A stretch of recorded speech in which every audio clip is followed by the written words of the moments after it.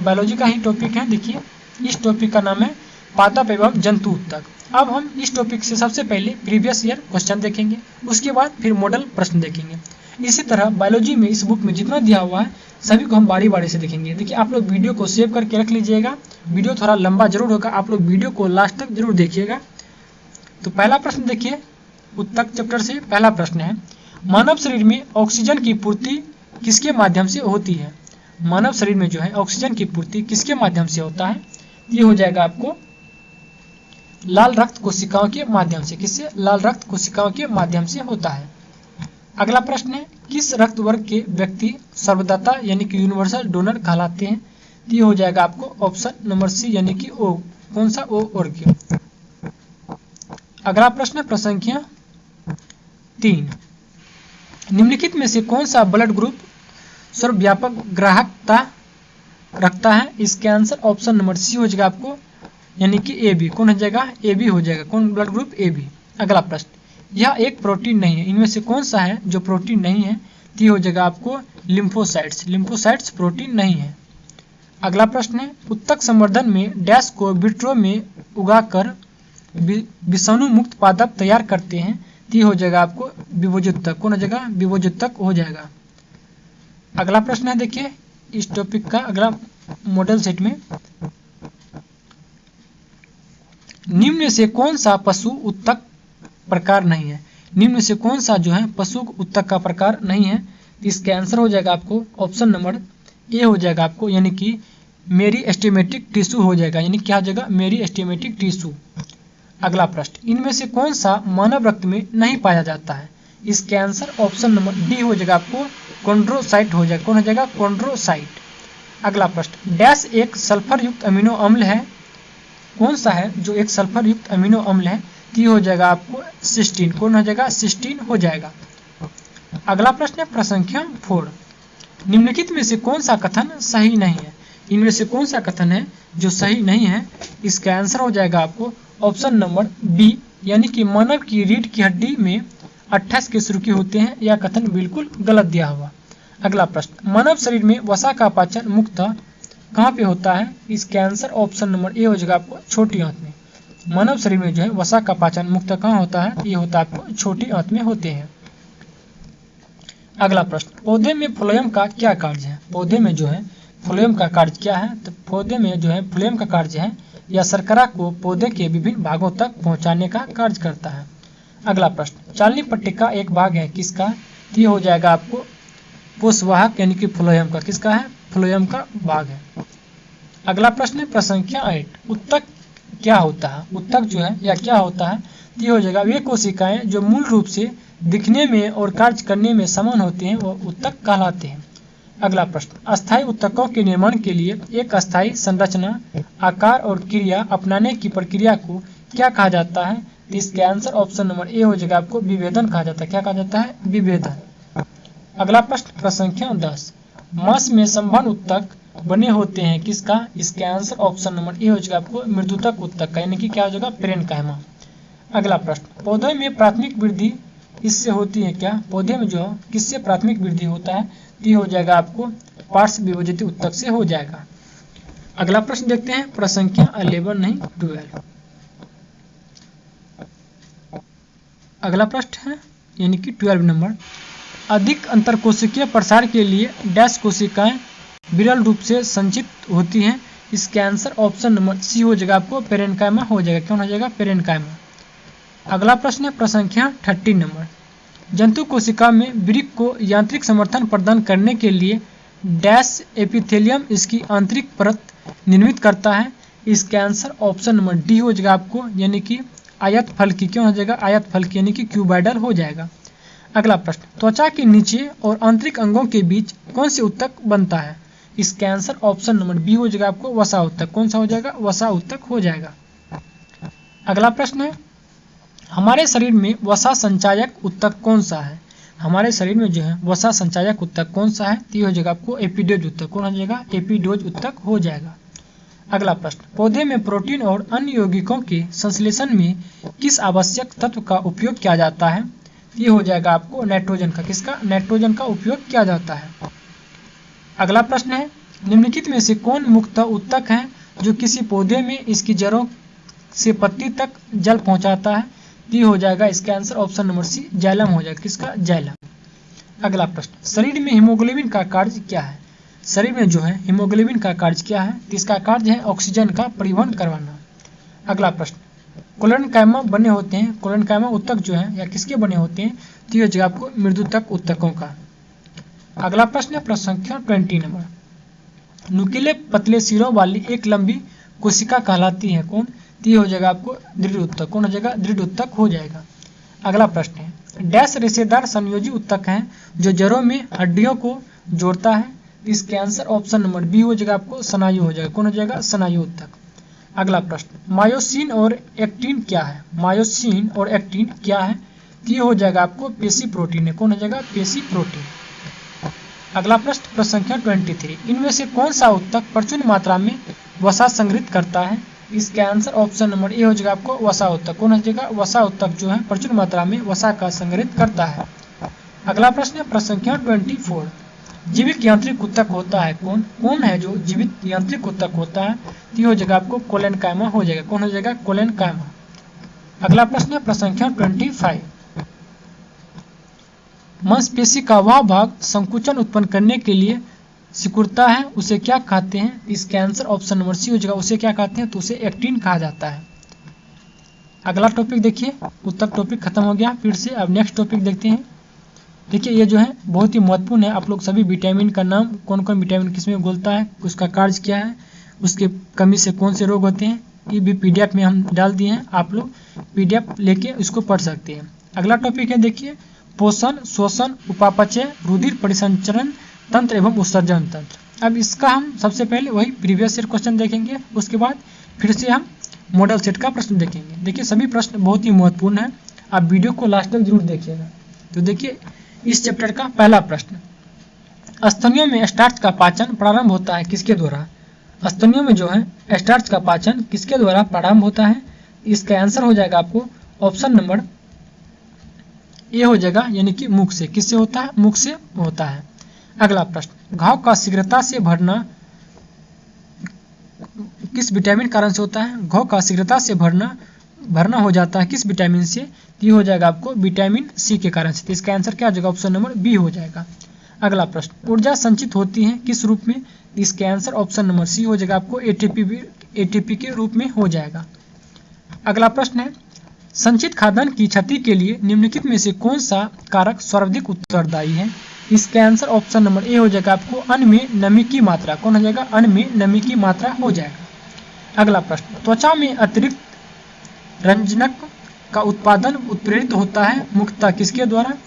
इसका answer option number B हो जाएगा आपको विटामिनों के कारण से होता है। किसके? विटामिनों के कारण से। अगला प्रश्न, 5 वर्ष की आयु में किसी बच्चे को सामान्यतः होते हैं कितने दांत? ये हो जाएगा आपको 20 दांत होते हैं। कितने? 20 दांत। ये 20 दांत जो है इसे मिल्क टूथ भी कहा जाता है, जो कि टूट जाता है सभी दांत कुछ साल के बाद। अगला प्रश्न, एक स्वस्थ व्यक्ति का सामान्य रक्तचाप कितना होता है? इसका आंसर हो जाएगा आपको ऑप्शन नंबर बी 120 से 80 होता है। अगला प्रश्न, मानव शरीर में रक्त का थक्का किस विटामिन से जमता है? ये हो जाएगा आपको विटामिन के कारण से मानव शरीर में रक्त का थक्का होता है।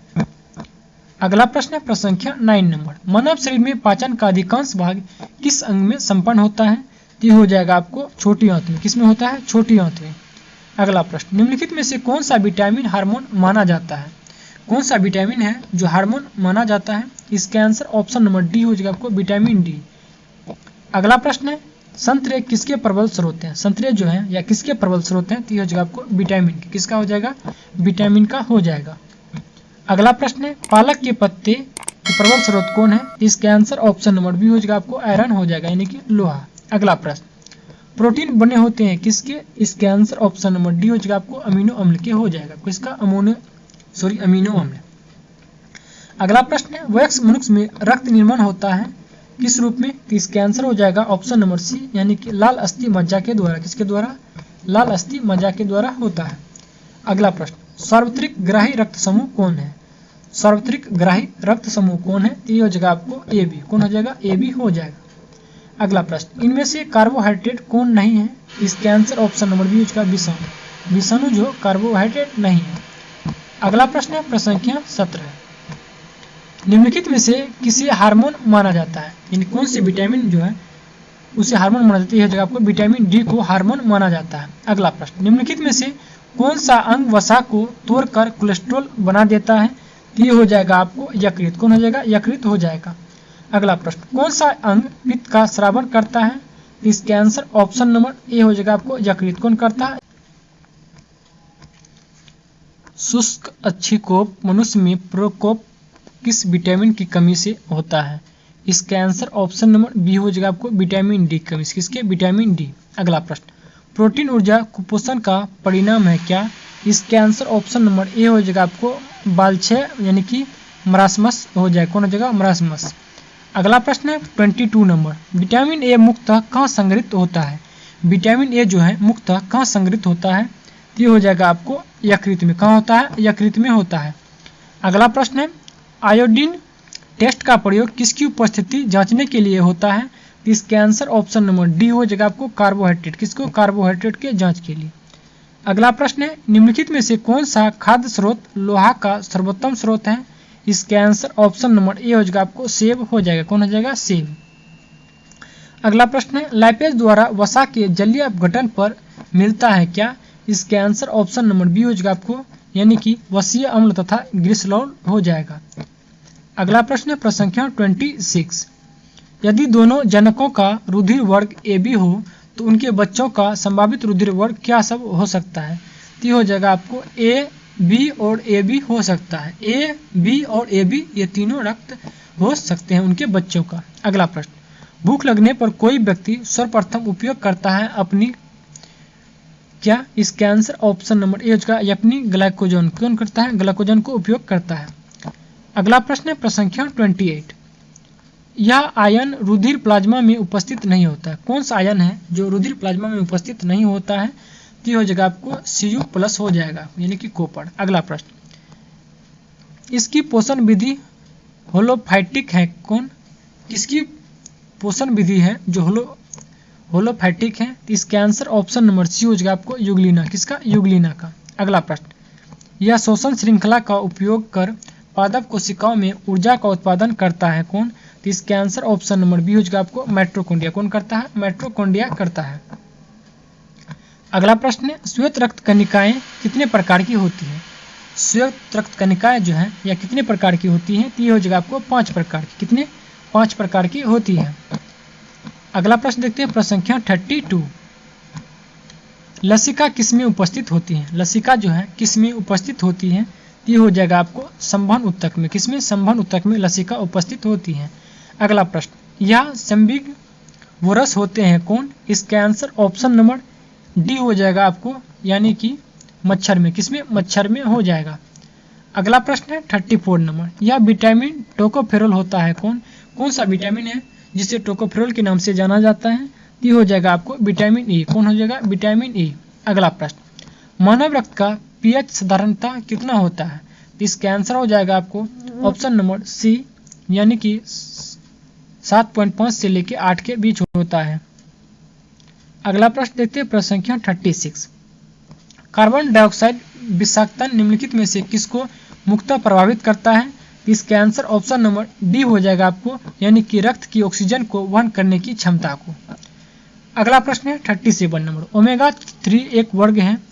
कौन सा, इसके आंसर ऑप्शन नंबर ए हो जाएगा वसीय अम्ल। ओमेगा-3 एक वसीय अम्ल है। अगला प्रश्न है कौन सा अम्ल हमारे शरीर में पाचन क्रिया में सहायक है। इसके आंसर ऑप्शन नंबर ए हो जाएगा आपको हाइड्रोक्लोरिक अम्ल हो जाएगा। कौन, हाइड्रोक्लोरिक अम्ल। अगला प्रश्न, मानव के पाचन तंत्र में पाचन की प्रक्रिया कहाँ से प्रारंभ होता है। ये हो जाएगा आपको मुख्य गुहिका से। कहाँ से, मुख्य गुहिका से।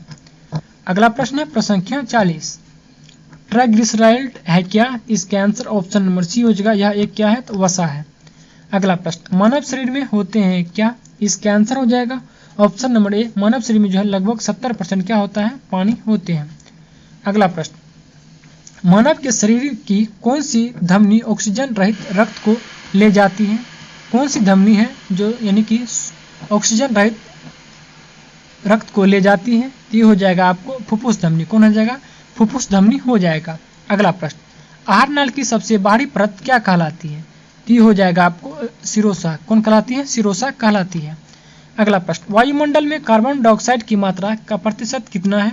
ये हो जाएगा आपको 0.03%। कितना है? 0.03% है। अगला प्रश्न, वायवीय शोषण यानी कि एरोबिक रेस्पिरेशन प्रक्रिया को पहचानिए। तो इसका आंसर हो जाएगा आपको ऑप्शन नंबर सी हो जाएगा, यानी कि ऑक्सीजन। कौन हो जाएगा? ऑक्सीजन हो जाएगा। अगला प्रश्न प्रसंख्या, एक मिनट रुक जाइएगा, 45 का 46 नंबर का देखिए। 46 नंबर का आंसर हो जाए, प्रश्न में दिया हुआ है सामान्य व्यक्ति में दिल की धड़कन की औसत दर कितनी होती है? इसका आंसर हो जाएगा आपको ऑप्शन नंबर सी, यानी कि 72 बार होता है। 1 मिनट में 72 बार धड़कता है। अगला प्रश्न, वसीय पदार्थ ज्यादा खाने से क्या होता है? इसका आंसर हो जाएगा आपको ऑप्शन नंबर ए हो जाएगा, मोटापा होता है। क्या होता है? मोटापा। अगला प्रश्न, डिऑक्सीजनित रुधिर शरीर में किसमें आता है? तो ये हो जाएगा आपको, ये आता है दायां नीले में। किसमें आता है? दायां नीले में आते हैं। अगला प्रश्न है, निम्न में से कौन कार्बोहाइड्रेट नहीं देता है? इनमें से कौन सा है जो कार्बोहाइड्रेट नहीं देता है? तो ये हो जाएगा आपको पालक। कौन हो जाएगा? पालक। अगला प्रश्न, रक्त का थक्का जमने के लिए आवश्यक विटामिन कौन है? तो ये हो जाएगा आपको विटामिन के हो जाएगा। तो ऑप्शन नंबर इसका सी हो जाएगा, विटामिन के। अगला प्रश्न, अंतः शोषण तभी होता है जब वायुमंडलीय दाब से फेफड़े का दाब क्या होता है? तो ये हो जाएगा जब फेफड़े का दाब कम होता है। क्या होता है? वायुमंडल दाब से जो है फेफड़े का दाब कम होता है। अगला प्रश्न है, थायमिन है क्या? थायमिन जो है किसका नाम है? तो ये हो जाएगा आपको विटामिन B1 का नाम थायमिन है। विटामिन B1 का रासायनिक नाम क्या है? तो थायमिन। अगला प्रश्न है, ग्लूकोज का एक अणु एंजाइम उत्प्रेरित श्रृंखलाओं की अभिक्रियाओं द्वारा पैरोबिक अम्ल के 2 अणुओं में टूट जाता है। इस प्रक्रिया को क्या कहा जाता है? ये हो जाएगा आपको ग्लाइकोलिसिस कहलाते हैं। क्या कहलाते हैं? ग्लाइकोलिसिस। अगला प्रश्न है प्रसंख्या 54, एक स्वस्थ मनुष्य का रक्तचाप होता है कितना? इसका आंसर ऑप्शन नंबर डी हो जाएगा आपको 120/80 mmHg होता है। अगला प्रश्न, पसीने से सामान्यतः उपस्थित खनिज लवण होता है कौन? पसीने से सामान्यतः उपस्थित खनिज लवण होता है कौन? तो हो जाएगा आपको सोडियम क्लोराइड। कौन हो जाएगा? Sodium chloride. अगला प्रश्न, रक्त का हृदय की ओर विपरीत प्रवाह निम्नलिखित में से कौन से रक्त वाहिका में होती है? तो हो जाएगा आपको शिरा में। किस में होता है? शिरा में होता है। अगला प्रश्न है प्रसंख्या 57, प्रत्येक वृक्क में कौन से अनेक निस्संदिग्ध एकक उपस्थित होते हैं? तो इसका आंसर ऑप्शन नंबर डी हो जाएगा आपको वृक्काणु हो जाएगा। कौन? वृक्काणु। अगला प्रश्न, वह कार्बोहाइड्रेट जिनमें बढ़ते हुए क्रम में कार्बन परमाणु है कौन है? तो इसका आंसर ऑप्शन नंबर बी हो जाएगा आपको, यानी कि एरिथ्रोज, उसके बाद जाइलोज, उसके बाद मेनोज, ये हो जाएगा। अगला प्रश्न है प्रसंख्या 59,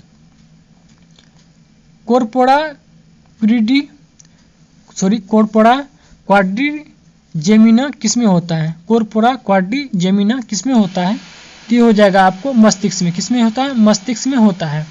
अगला प्रश्न है, निम्नलिखित में से कौन सा कार्बोहाइड्रेट जंतुओं में ऊर्जा का भंडारण माना जाता है? तो इसका आंसर ऑप्शन नंबर सी हो जाएगा आपको ग्लाइकोजन। कौन हो जाएगा? ग्लाइकोजन हो जाएगा। अगला प्रश्न देखिए क्या है। अगला जो है इसी चैप्टर से मॉडल सेट का प्रश्न दिया हुआ। देखिए ये चैप्टर बहुत ही महत्वपूर्ण है, इसीलिए इस चैप्टर में बहुत सारे प्रश्न दिया हुआ था प्रीवियस ईयर के। अगला प्रश्न, कौन सा जीवन प्रक्रिया रासायनिक ऊर्जा को ऊष्मा ऊर्जा में परिवर्तन यानी कि बदलता है? इसका आंसर हो जाएगा आपको ऑप्शन नंबर सी हो जाएगा, यानी कि शोषण हो जाएगा। कौन हो जाएगा? शोषण। अगला प्रश्न, दमा मानव शरीर के डैश का विकार है? दमा मानव शरीर के डैश का विकार है? तो हो जाएगा आपको श्वसन तंत्र का। किसका? श्वसन तंत्र। अगला प्रश्न, श्वास नली इनमें से किस मानव तंत्र का एक भाग है? इसका आंसर ऑप्शन नंबर सी हो जाएगा आपको श्वसन तंत्र का। किसका भाग है? तो श्वसन तंत्र का भाग है। अगला प्रश्न है, केसिन एक प्रोटीन है जो किस में पाया जाता है? तो हो जाएगा केसिन प्रोटीन दूध में पाया जाता है। तो 4 का आंसर ऑप्शन नंबर बी हो जाएगा। अगला है, आंतररस भोजन में मौजूद प्रोटीन को किन अणुओं में परिवर्तित करते हैं?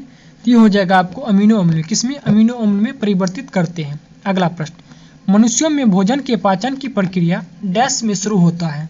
तो हो जाएगा आपको मुंह एवं छोटी आंत में। कहां से? मुंह से शुरू होती है और छोटी आंत में जाके पूर्ण होता है।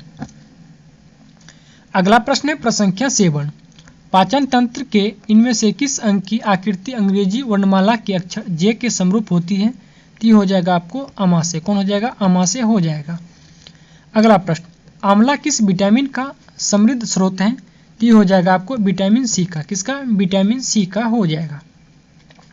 अगला प्रश्न, निम्न में से कौन सा अंग पित्त रस स्रावित करता है? तो ये हो जाएगा आपको यकृत। कौन हो जाएगा? यकृत हो जाएगा। अगला प्रश्न है, सबसे छोटी रक्त वाहिका को क्या कहा जाता है? ये हो जाएगा आपको केशिका। अगला प्रश्न, निम्नलिखित में से कौन सा विटामिन वसा में घुलनशील है? तो ये हो जाएगा विटामिन सी, विटामिन ई हो जाएगा, यानी ऑप्शन नंबर सी। अगला प्रश्न है, मानव हृदय की सामान्य धड़कन औसतन कितना प्रति मिनट होता है? तो ये हो जाएगा आपको 60 से लेकर 100 के बीच होता है। अगला प्रश्न, रक्त को धमनियों से शिराओं में जिन सूक्ष्म नलिकाओं के माध्यम से प्रभावित किया जाता है उन्हें क्या कहा जाता है? तो इसका आंसर ऑप्शन नंबर 13 का ऑप्शन नंबर क्या हो जाएगा? देखिए ऑप्शन नंबर इसका सी हो जाएगा, यानी कि कोशिकाओं के द्वारा होता है, यानी केशिकाओं। क्या होता है? केशिकाओं के द्वारा। अगला प्रश्न, पाचन के विषय में निम्नलिखित कथनों में से कौन सा एक सही है? पाचन के विषय में कौन सा कथन है जो सही है? ये हो जाएगा आपको ऑप्शन नंबर सी, यानी खाद्य की वसा का पाचन लाइपेज के द्वारा होता है। तो इसका आंसर ऑप्शन नंबर सी बिल्कुल करेक्ट हो जाएगा। अगला प्रश्न है, मूत्र का असामान्य घटक कौन है? तो ये हो जाएगा आपको ऑप्शन नंबर सी, यानी कि एल्ब्यूमिन हो जाएगा। कौन हो जाएगा? एल्ब्यूमिन। अगला प्रश्न, सामान्य श्वसन के दौरान ली जाने वाली और निकाले जाने वाली हवा की मात्रा को क्या कहा जाता है? तो ये हो जाएगा आपको ज्वारीय आयतन कहा जाता है। क्या कहता है? ज्वारीय आयतन। अगला प्रश्न है प्रश्न संख्या 17, निम्नलिखित में से कौन सा मानव गुर्दे का सामान्य कार्य नहीं है? तो इसका आंसर ऑप्शन नंबर बी हो जाएगा आपको रुधिर में शर्करा की मात्रा को नियंत्रित करना, ये जो है गुर्दे का कार्य नहीं है। तो इसका आंसर ऑप्शन नंबर बी हो जाएगा। अगला प्रश्न, मध्य कान में मौजूद 3 हड्डियां के नाम क्या है? मध्य कान में मौजूद 3 हड्डी होते हैं, उस तीनों हड्डी का नाम क्या है? तो हो जाएगा आपको हैमर, एनविल, स्टेरअप हो जाएगा। अगला प्रश्न, प्रश्न संख्या 19, स्वास्थ्यकर भोजन के लिए लिए जाने वाले एक स्वस्थ मनुष्य का मूत्र जब फर्श पर गिरता है तो इससे होने वाली दुर्गंध मुख्यतः निम्नलिखित में से किसके जीवाणुविक अपघटन के कारण से होती है? तो ये हो जाएगा आपको यूरिया का अमीनो अम्ल। किसका होता है? यूरिया का अमीनो अम्ल होता है। अगला प्रश्न है प्रश्न संख्या 20 नंबर, गन्ना में डैश पाया जाता है? गन्ना में पाया जाता है ग्लूकोज और फ्रक्टोज। क्या पाया जाता है? ग्लूकोज और फ्रक्टोज पाए जाते हैं। अगला प्रश्न, चयापचय के संबंध में कौन सा कथन है जो गलत है? तो इसका आंसर ऑप्शन नंबर डी हो जाएगा आपको। चयापचय के कथन में कौन सा कथन गलत है? तो इसमें देखिए तीनों का तीनों कथन गलत दिया हुआ है। अगला प्रश्न देखते हैं प्रश्न संख्या 22, निम्नलिखित में से कौन सा है जो अघुलनशील आहार्य रेशा का एक उदाहरण है? तो इसका आंसर ऑप्शन नंबर सी हो जाएगा आपको सेल्यूलोज हो जाएगा। कौन हो जाएगा? सेल्यूलोज। अगला प्रश्न, निम्नलिखित में से कौन सा आमाशय को प्रभावित करता है? तो इसका आंसर ऑप्शन नंबर ए हो जाएगा आपको कॉलिक हो जाएगा। कौन हो जाएगा? कॉलिक। कॉलिक जो है यह आमाशय को प्रभावित करता है। अगला प्रश्न है, निम्नलिखित में से कौन सा जल में घुलनशील है? तो इसका आंसर ऑप्शन नंबर बी हो जाएगा आपको डाइसेकेराइड हो जाएगा। कौन हो जाएगा? डाइसेकेराइड। अगला प्रश्न, मानव के पाचन तंत्र की जांच करने के लिए प्रयोग किए जाने वाले तंत्र को क्या कहते हैं? यंत्र को क्या कहते हैं? तो ये हो जाएगा आपको एंडोस्कोप। क्या कहते हैं? एंडोस्कोप कहा जाता है। अगला प्रश्न है, रक्त के तरल भाग को क्या कहा जाता है? रक्त के तरल भाग को क्या कहा जाता है? ये हो जाएगा प्लाज्मा। क्या कहा जाता है? प्लाज्मा कहा जाता है। अगला प्रश्न है, इनमें से कौन सी वायु से भरी शारीरिक गुहा है? तो इसका आंसर ऑप्शन नंबर ए हो जाएगा आपको साइनस। क्या हो जाएगा? साइनस। अगला प्रश्न, डुओडेनम डैश का भाग है? डुओडेनम जो है या किसका भाग है? तो ये हो जाएगा आपको छोटी आंत का। किसका? छोटी आंत का। अगला प्रश्न प्रश्न संख्या 29, लार ग्रंथियों, श्वेत ग्रंथियों एवं अग्नाशय की नलिकाएं किस ऊतक की बनी होती हैं? तो ये हो जाएगा आपको क्यूबाइडल एपिथेलियम का। किसका? क्यूबाइडल एपिथेलियम का बना होता है। अगला प्रश्न है, जीवित प्राणियों के शरीर में होने वाली निम्नलिखित में से कौन सी एक प्रक्रिया पाचक प्रक्रिया है? तो ये हो जाएगा आपको प्रोटीनों का प्रोटीनों का अमीनो अम्ल में विघटन। क्या हो जाएगा? प्रोटीनों का अमीनो अम्ल में विघटन हो जाएगा। अगला देखिए कौन सा टॉपिक है। अगला टॉपिक है कंकाल तंत्र एवं अंतःस्रावी तंत्र एवं तंत्रिका तंत्र। फिर इस टॉपिक का हम सबसे पहले क्या देखेंगे?